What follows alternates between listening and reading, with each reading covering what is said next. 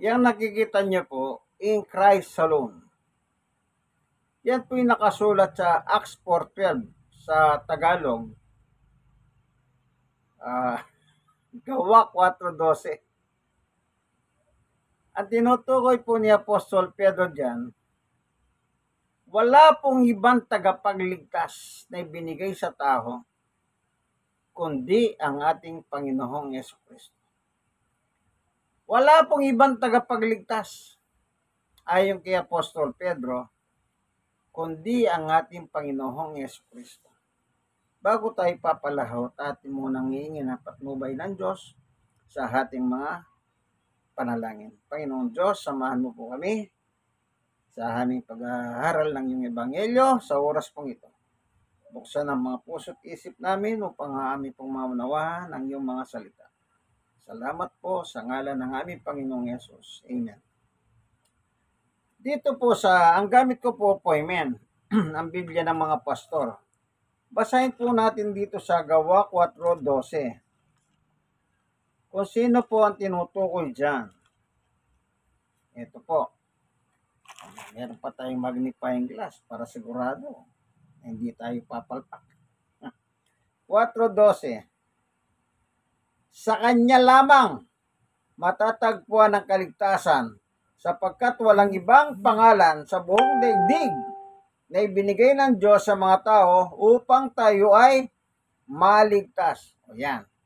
Nakalagay dito, sa kanya lamang. Sino yung sa kanya lamang? Punta tayo sa verse 10. Ganito po naman na nakalagay. Nais kong malaman ninyo ang lahat at ng buong Israel ng taong ito ay nakatayo sa inyong harapan at lubos ang gumaling dahil sa kapangyarihan ng pangalan ni Jesucristo na taga Nazaret na inyong ipinako sa krus, ngunit muling binuhay ng Diyos. 11. Ang Jesus na ito, ang batong itinakwil ninyong mga tagapagtayo ng bahay, ay siyang naging batong panulukan. Sa 12. Sa kanya lamang matatagpuan ang kaligtasan, sapagkat walang ibang pangalan sa buong daigdig na ibinigay ng Diyos sa mga tao upang tayo ay maligtas. Ayon. Sinong tinutukoy dito? Walang iba po kundi ang anak ng Diyos, ang ating Panginoong Jesucristo. Yan, nakumpleto natin binasa, siya pala tinutukoy. So, ibig sabihin, walang tagapagligtas na iba. Kaya nga alone eh. Sa kanya lamang. Okay, tingnan nga natin. Sa kanya lamang matatagpuan ang kaligtasan. No? Sa kanya lamang. Kanino?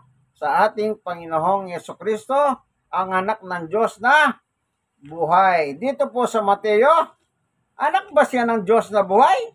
Tingnan po natin ang diskusyon sa pagitan ni Pedro at ni Jesus sa kanyang panahon. Ito po. Sa Mateo 16:13, dumating si Jesus sa bayan ng Cesarea ng Pilipos.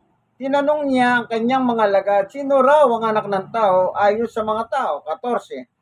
At sumagot sila, sabi po ng ilan, kayo si Juan na tagapagbautismo, sabi po naman ng iba, kayo po si Elias.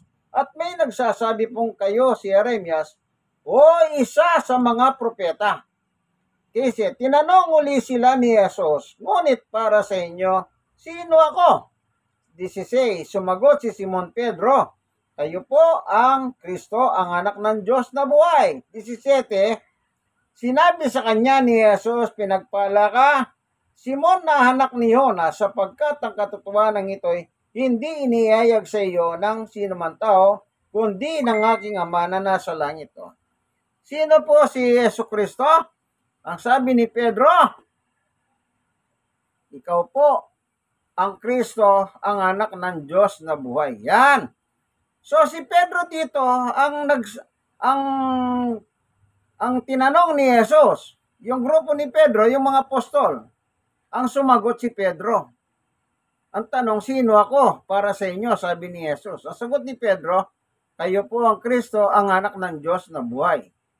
O sabi niya, pinagpala ka, Simon Barjonas. Hindi sinabi sa iyo ito ng taho o ninuman taho, kundi ng aking Ama na nasa langit. So maliwanag po si Jesus, anak ng Diyos na buhay. Kaya doon sa pagdating sa Gawa 4:12, ang ipinangaral ni Pedro ay walang iba kundi si Jesus. Ayan na nga in Christ alone, binasa natin ano? Si Pedro din po nagsasalita doon sa Gawa 4:12. Kasi nalaman niya na si Jesus ay tagapagligtas nung ni-reveal sa kanya ng Diyos. At yan ay pinatutuhanan ng ating Panginoong Yesus sa tagpo na yahon. Ano? Okay, balikan natin yung Gawa. Tingnan natin. Anong sabi ni Pedro? Punta tayo ulit. Balikan natin yung Gawa. Simulan na natin sa 4:10. Nais kong malaman ninyong lahat at ng buong Israel na ang taong ito ay nakatayo sa inyong harapan at lubos ang gumaling dahil sa kapangyarihan ng pangalan ni Yesu Kristo na taga Nazaret na inyong ipinako sa krus, ngunit muling binuhay ng Diyos. 11. Ang Yesus na ito, ang batong itinakwil ninyo, mga tagapagtayo ng bahay, siya naging batong panulukan. 12. Sa kanya lamang matatagpuan ang kaligtasan sapagkat walang ibang pangalan sa buong daigdig na ibinigay ng Diyos sa mga tao upang tayo ay maligtas. Ayun, ano? Si Pedro din, ngayon, nung nangangaral na sila Pedro sa panahon ng Pentecostes, meron pa siyang tayong mababasa rito. Sa Gawa pa rin, chapter 5 naman, 42. At araw-araw sa templo at sa mga bahay-bahay, walang tigil silang nagtuturo at nangangaral ng magandang balita tungkol kay Jesus ang Kristo. Yan. Araw-araw sa mga templo at bahay-bahay, walang ginagawa ang mga apostol, grupo ni Pedro, na ang pinangangaral nila ay walang iba kundi ang Jesus. Ano daw ang Jesus na ito? Ikaw ang Kristo. Ibig sabihin, ang Kristo tagapagligtas. 4:12. Yan. Walang tagapagligtas kundi ang ating Panginoong Yesu Kristo lamang. Ngayon, paano mo matatamo yung kaligtasan na yan? Siyempre, isuko mong buhay mo kay Jesus. Pag sinuko mong buhay mo kay Jesus, natural ang batas ni Jesus na ang susundin mo. Sinuko mo na eh. Kung ano yung tinuturo ni Jesus sa Biblia at tinuturo ng kanyang apostol sa Biblia, yun ang paniwalahan mo. Halimbawa, sa sulat ni Juan, meron tayong babasahin. Dito sa libro ng Hunang Juan, chapter 5. Anong sabi naman ni Juan? Unang Juan 5:20. At nalalaman nating naparito ang anak ng Diyos at binigyan niya tayo ng pangunawa upang makilala natin ang tunay na Diyos at tayo nasa tunay na Diyos sa kanyang anak na si Yesu Kristo. Siya ang tunay na Diyos at buhay na walang hanggan. Sulat ni Juan ito, binasa ko lang. Ano sabi ni Juan? Sino si Jesus? Siya ang tunay na Diyos at buhay na walang hanggan. Itong aral na ito sa unang Juan 5:20, kinokontra pa nila si Juan. Mali daw yan kung ano-ano sinasabi nila sa sulat ni Juan. Kawawa naman po si Juan na lingkod ng Diyos. Bakit? Patay na, hindi na makasagot eh. Dahil na nakasulat, sinabi ni Juan, si Jesus ay tunay na Diyos. Hindi sila makapaniwala kasi sa kanila si Jesus hindi tunay na Diyos sa kanila. Si Jesus ay tao gaya natin. Yung tatay natin, nanay natin, nung sila'y mag-honeymoon, tayo po naging bunga. Dahil tao ang ating magulang na mag-honeymoon sila, yung similya ng lalaki, similya ng babae, nagsama at tayo ang naging bunga. Tao sila, tao tayo. Ngayon, pagdating naman kay Jesus, kung sinasabi mong tao si Jesus, di lumalabas, mayroong asawa ang Diyos. Lalabas, may asawa ang Diyos, mayroon siyang inasawang babae. Kaya ang bunga, si Jesus, tao, kamo. Wala! Wala pong similya ng tao si Jesus. Si Jesus po, nang magdalang tao po, si Maria na ginamit ng Diyos para ipagbuntis si Jesus. Hindi po nagbuntis si Maria dahil po nagkaroon sila ng animo ni Jose. Walang nangyaring animo sa pagitan nila. Kasi nakalagay dito sa Mateo 1. Basahin ko po Kayo mga nagsasabing tao si Jesus, mag-isip din kayo. Kayo pong mga ganyan ng doktrina, malayo kayo sa katotohanan Nililis kayo ng inyong mga ministro O tanongin yung ministro niya, yung tatay nanay mo ba tao o hindi? Pag sinagot niya tao, siyempre tao sagot niya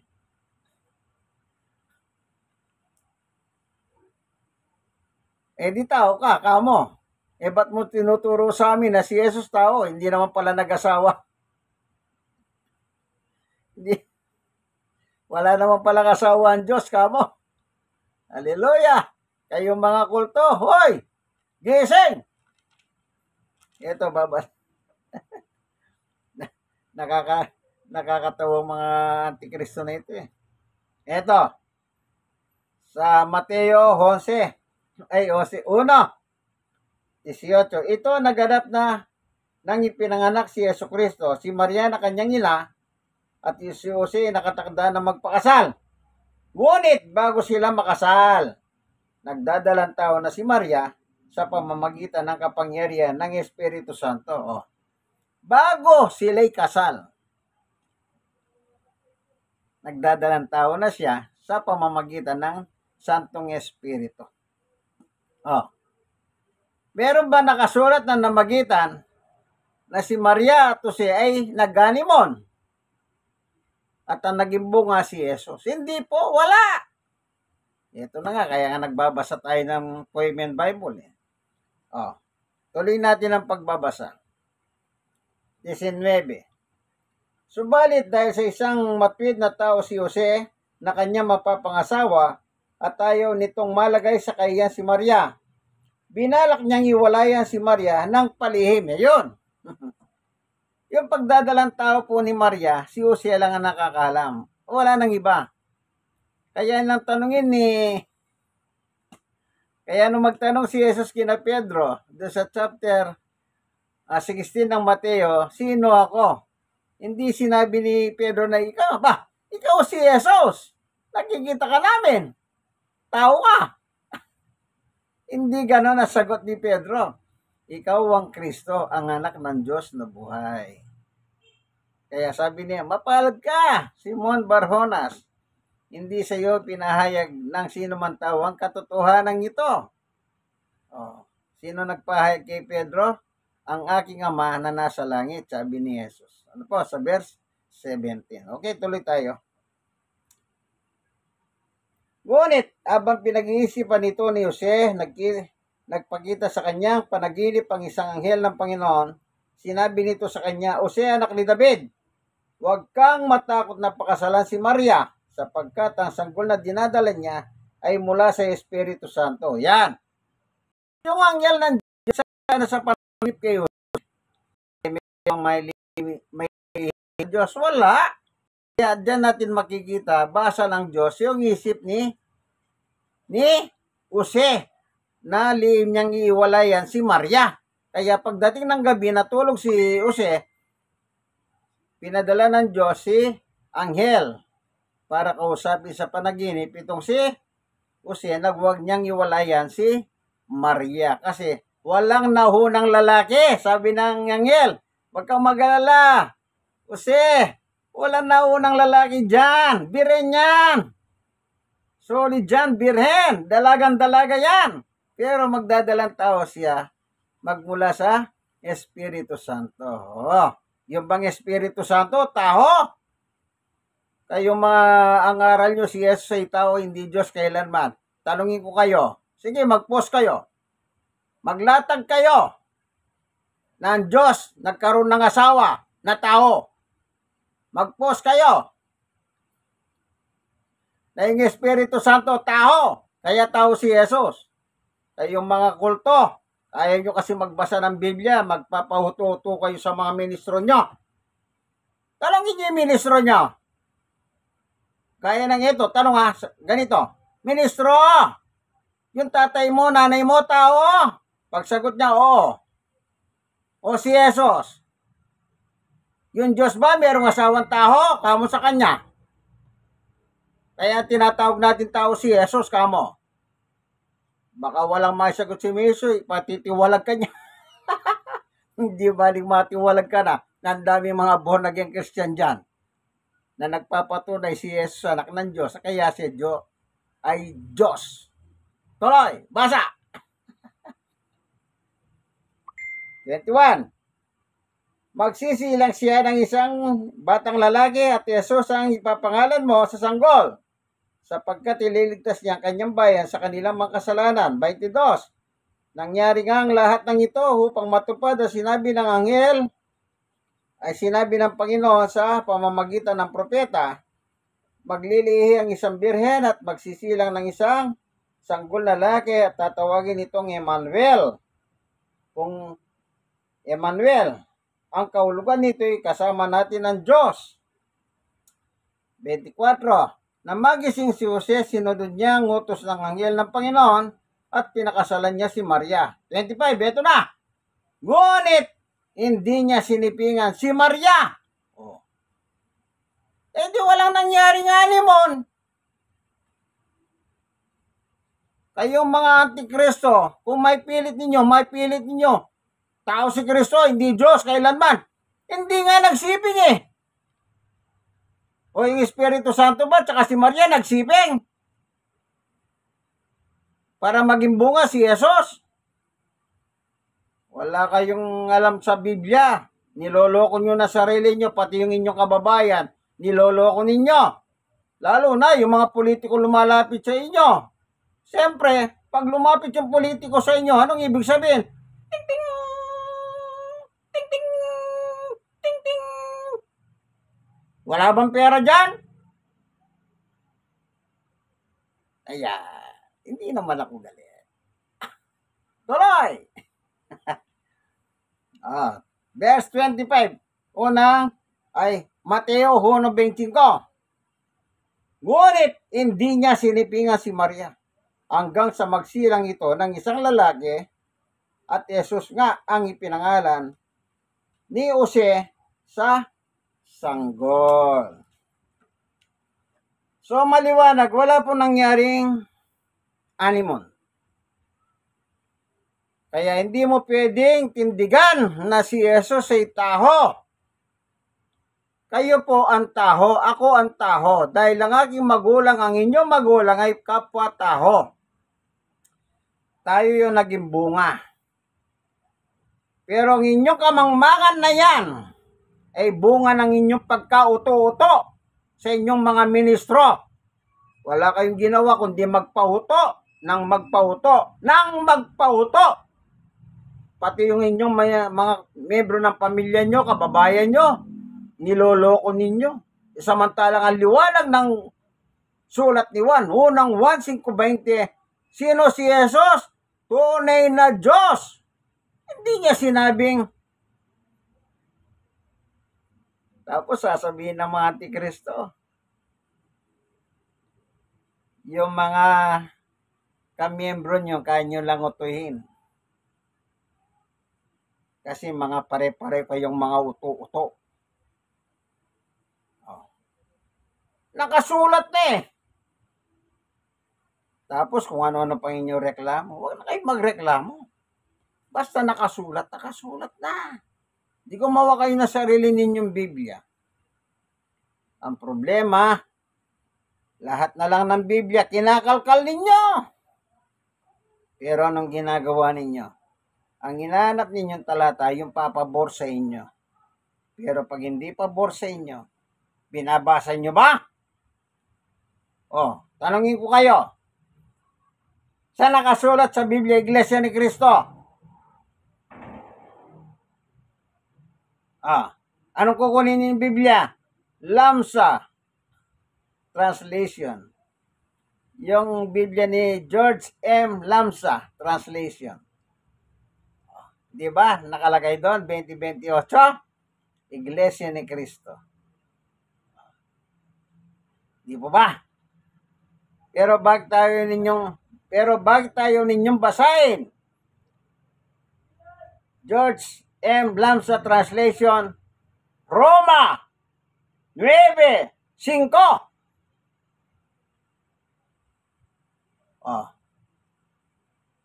Sapagkat si George M. Lamsa ay naniniwala siyang si Jesus ay Diyos.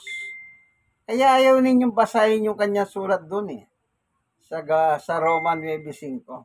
Kasi mabubuging kayo Pero pag sinabing sa nakasulat ang Iglesia ni Cristo, mabilis pa kayo sa alas 4. Kukunin niyo yung translation ni George Lamsa at babasahin ninyo sa Gawa 20:28, Iglesia ni Cristo. Hindi ba totoo yan?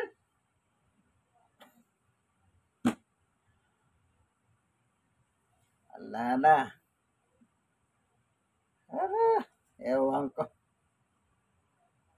Nagmamarunong, akala mo, ang dami pa naman Biblia sa kanilang harapan pag nasa programa sila. Tapos meron pa ako naring sa kanila Hindi raw si Jesus yung 9:5. Ay, tingnan ko nga. Yung sa Isayas, merong nakasulat kasi sa Isayas Hindi raw si Jesus yan.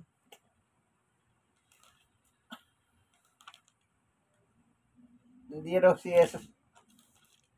Samantala, ang tinutukoy doon. Sige, basahin natin. Tingnan nga natin.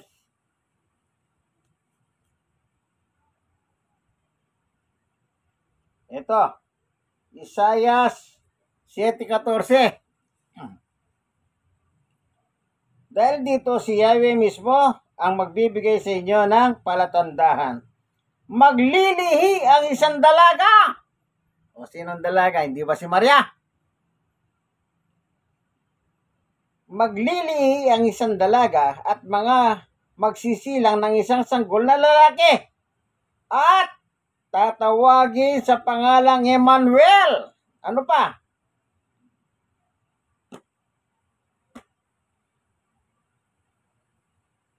Ito yung nakasulat kanina sa Mateo 1:23. Basahin ko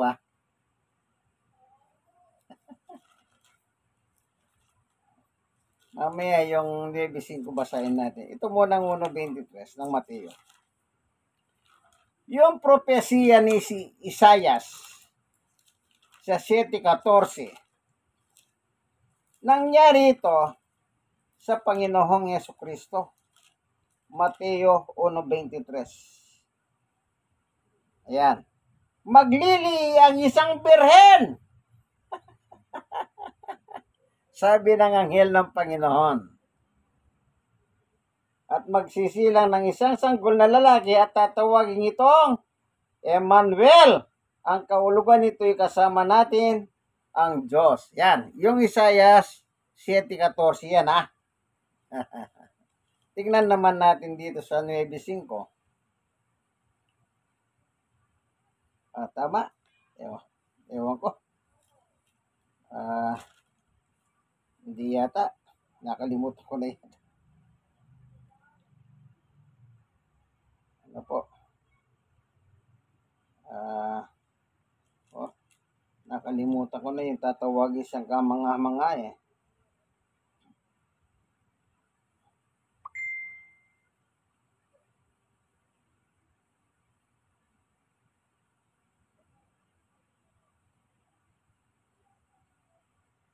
Ito. Nakita natin. Sa Isayas 9.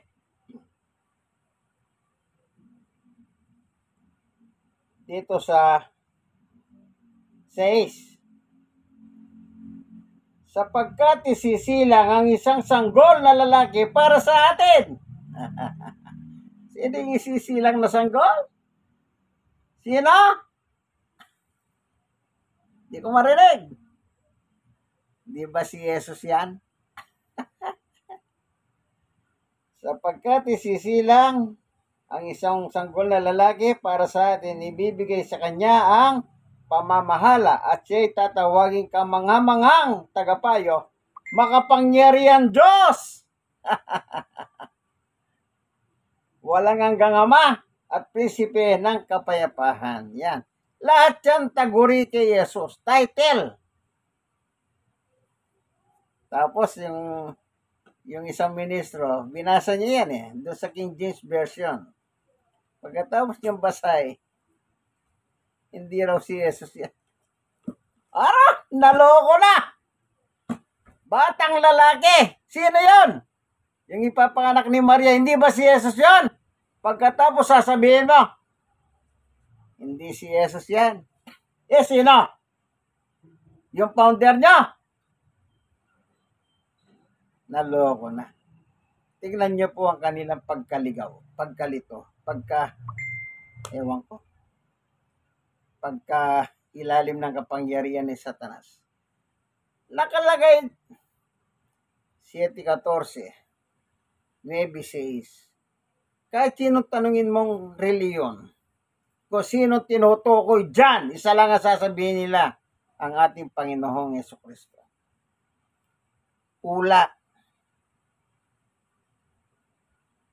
Bukod tanging sila lang ng mga antikristong ito na kontra sila kay Jesus. Kaya pagkatapos ang pangalan niya, nakalagay sa kanila simbahan, Iglesia ni Cristo. Hoy! Hindi kayo kasali dyan. Hindi kayo iglesia. Bakit? Mismong si Jesus ay nilalabanan ninyo. Sipin nyo.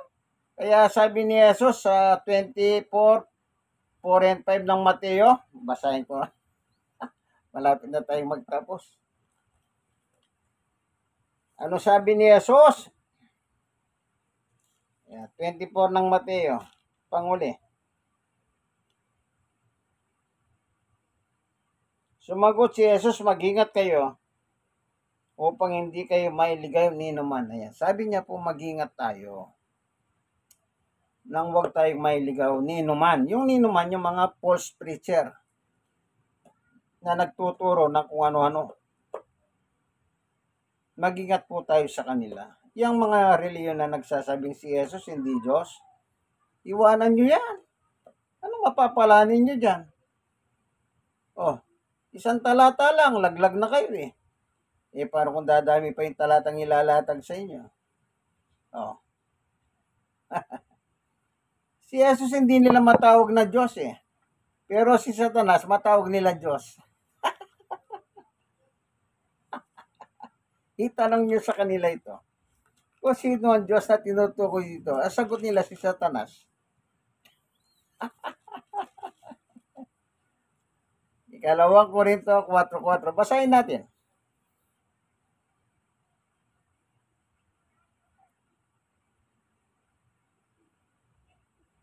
Hindi sila sumampalataya sapagkat ang kanilang isip ay binulag ng Diyos ng kasama ng daigdig na ito.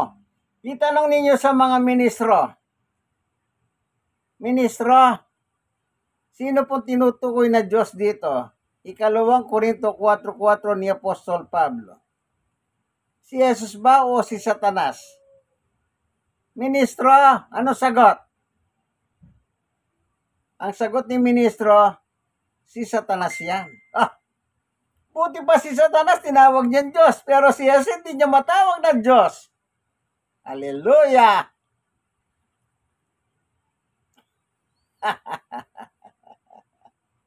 Ulitin natin, basahin natin. Ikalawang Korinto 4:4. Hindi sila sumampalataya sapagkat ang kanilang isip ay binulag ng Diyos ng kasamaan sa daigdig na ito upang hindi nila makita ang liwanag ng magandang balita tungkol sa kalwalatian ni Kristo na siyang larawan ng Diyos. Amen! Hanggang dito na lamang po ang ating pagbubulay. Tanong nyo, ministro, Ikalawang Korinto 4:4. Sino po tinutukoy na Diyos diyan, kamo? Sigurado, sagot ni ministro, si Satanas. Buti pa si Satanas, tinatawag mong Diyos, pero si Jesus hindi mo matawag na Diyos. Hindi ba kamangmangan yan? Kaya sabi niya, kamangmangan, binulag ng Diyos ng kasamahan, si ministro. Salamat, Panginoon Diyos, sa liwanag ng iyong pagtuturo sa amin. Salamat, pinahunawahan mo po kami na pinadala mo ang iyong anak na si Jesus, aming tagapagligtas. Salamat po, i-bless mo po ang bawat isa ngayon na nanonood ng video ito at nakikinig kung sila man ay nalalayo sa doktrina, ibaguhin mo po sila kung sila man po may mga kabigatan sa buhay yung pag-ahanin. Salamat po, Panginoon Diyos, sa iyo po lahat ng kapurihan at kalwalatian sa ngalan ni Jesus. Kaibigan, ito po ang inyong kaibigan kay Jesus, Brother Manny Bautista. Like, share na share. Kayong mga nasisiran. Mag-share po kayo. Maraming salamat po. God bless us all po. Ito po ang inyong programa. Ang tunay na pagbubulgar ng katotohanan ayon sa Poimen, ang Biblia ng mga pastor. God bless us all po. Bye!